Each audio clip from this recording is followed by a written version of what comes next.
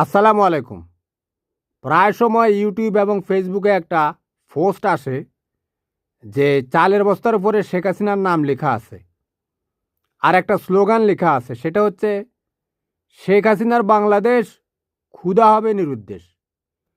তো এই চাউলের বস্তা যখন আওয়ামী যে সমস্ত মফিজরা রয়েছে তারা দেখে, তারা কিন্তু কমেন্ট করে।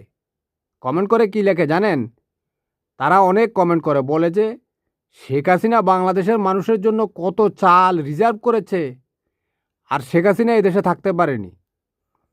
আরে মফিজ, এইটা শেখ হাসিনা রিজার্ভ করেনি। হ্যাঁ, শেখ হাসিনা যখন ক্ষমতায় ছিল তখন টিয়ার কাবিখার যে সমস্ত চাল, সে সমস্ত চালের বস্তার উপরে এই শেখ হাসিনার বাংলাদেশ ক্ষুধা হবে নিরুদ্দেশ এটা লেখা ছিল। কিন্তু সে বস্তাগুলো তো 10-15 টাকা দিলেই সে বস্তাগুলো পাওয়া যায়। তো সে বস্তাগুলো তো এই স্লোগান তো এডিট করা হয়নি, কারণ একটা বস্তার মধ্যে শেখ হাসিনার স্লোগান লেখা আছে, শেখ হাসিনার নাম লেখা আছে।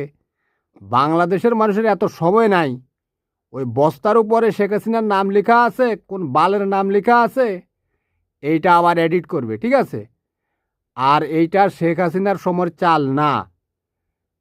এক বস্তা চাল আনলে এই 1.5 থেকে 2 মাসের ভিতরে ঘরের মধ্যে রেখে দিলে ওই চালে কেরি ধরে যায়, ওই কালো কালো পোকা আর কি, ওগুলোকে কেরি বলে। এরপর চাল দেখবেন সাদা হইতে থাকে, কারণ চাল 2 মাসের বেশি ভালো থাকে না। তো মফিজরা যে লাফালাফি করে এই চালের বস্তা নিয়ে, ভালো করে একটু ব্রেন দিয়ে চিন্তা করো, ঠিক আছে নি? শেখ হাসিনা চাল না, শেখ হাসিনা যদি থাকতো তোমাদের আন্ডারওয়্যার কি বিক্রি করে সে ভারতে পাচার করে দিত। তোমরা মফিজরা বুঝো না, এই কারণে লাফালাফি করো। আল্লাহ হাফেজ, ভালো থাকবেন।